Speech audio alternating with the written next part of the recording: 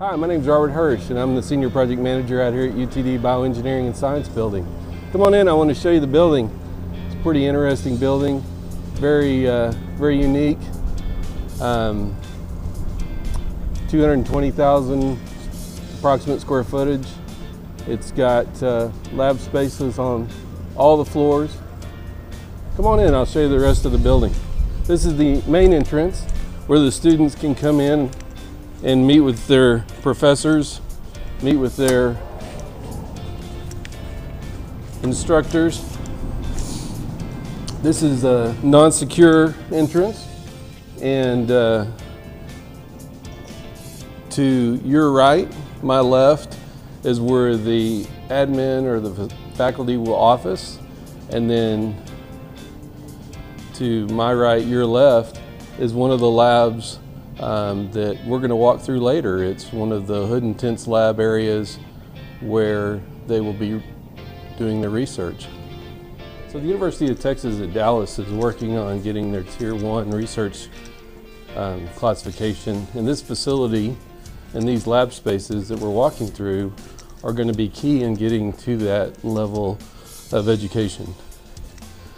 This is a unique facility from a couple of perspectives. One, that it's a lab intense building, as you can see, and then also the energy usage of this building is far below a typical research type building because of the air conditioning systems and also the lighting controls, which you'll see going on and coming off as we walk through this space. Welcome to the main electrical room. This is where the power comes in from the campus through two medium voltage, low profile switches and comes into a main medium voltage switch, and then it's transformed from high voltage down to low voltage. And then this is the main switch gear, which is a main tie main configuration, and then provides power out to the distribution systems in the building. Behind us, behind you, is one of the distribution panels that you would see throughout the building that then takes that power, transforms it or distributes it out to smaller high voltage panels, small transformers, and then low voltage panels. All right, so you wonder, why are we in this elevator? Well, I wanted to show you real quick the service elevator that, if wide enough, could actually support a Volkswagen car. It has 14,000 pound capacity, and it's 8 foot wide by 16 foot deep, as you'll see as the doors close. That this elevator is very important for the movement of the lab equipment throughout the facility. Welcome to the roof. So this is where all the air conditioning happens. These are very special, customized rooftop equipment, and I want to kind of show you a little bit about this. So what you're seeing behind me is the supply duct on the bottom and the exhaust duct on the top that goes down shafts into 1/4 of the building and supplies air conditioning and then supplies lab exhaust for the facility. Remember, this building is 100% outside air and 100% exhaust all the time. We'll get inside and I'll show you the Entropy Wheel that really transfers that energy between one media and another media to help save energy.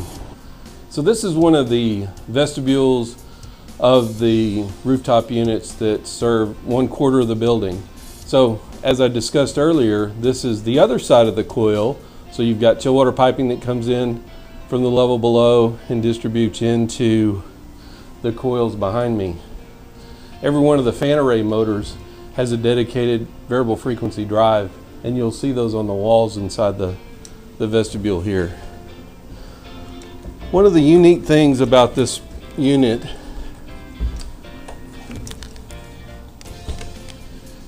is the Entropy Wheel. So I want to show you a little bit about what that looks like and what the fan array looks like.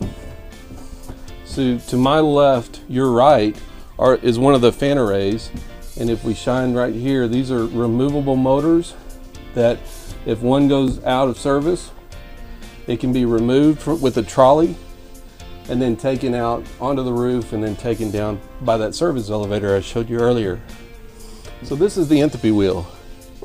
And the purpose of the Entropy Wheel is to transfer energy from the exhaust deck, which is discharging that energy to the environment, and then returning that energy back into the airstream, going into the makeup air of the unit. So again, it's 100% outside air. So this Entropy Wheel helps transfer that energy between the two medias. Let's conclude our tour by looking here in the main atrium. We're up on level 4. We started down on the first level of this space. And as we kind of look over the banister here, you'll see that it's open all the way back to the lobby and the security desk we saw earlier. This is a grand space with a wooden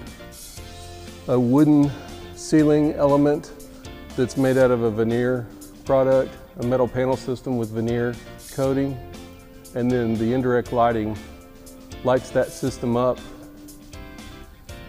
at night and during the day. There's also daylight harvesting within this space, so as the ambient light gets bright enough, these will actually dim.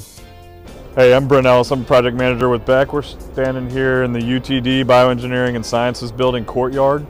You can see some of our vertical fins here. We're on the north side of the building. This was a LEED certified, LEED silver project. Most of the sunshades are on the south side of the building. You can see some of them behind us here as well. Here you see the vertical fins. But we're actually required to get silver certification on this project, and we're most likely going to get gold. We're going through the final stages of certification right now.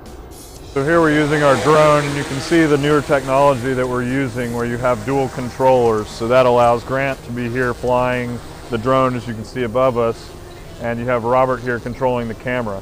That allows Grant to fly the camera around, and we can actually do inspections. You can see the coping and a lot of the skin. We use drones to inspect it, where it's a lot more cost efficient to do it this way than to get on boom lifts. And this enables us to get a clearer picture and better control. Yeah, one of the unique things about the coping profile here is that it doesn't actually lap over the top of the precast like a more traditional coping profile does. We actually have a 3/4 inch caulk joint between the bend in the face of the sheet metal and the top of the precast. This allowed us to inspect to make sure the caulk joint was actually continuous across the face to make sure there were no water leaks at those locations. Traditionally, you're inspecting the building with inspectors and Beck employees. You might be getting up on boom lifts to inspect. You can see the drone above the building where we can get very close and actually control the drone very well. It's a safer way to do it. It's a more cost-efficient way to do it.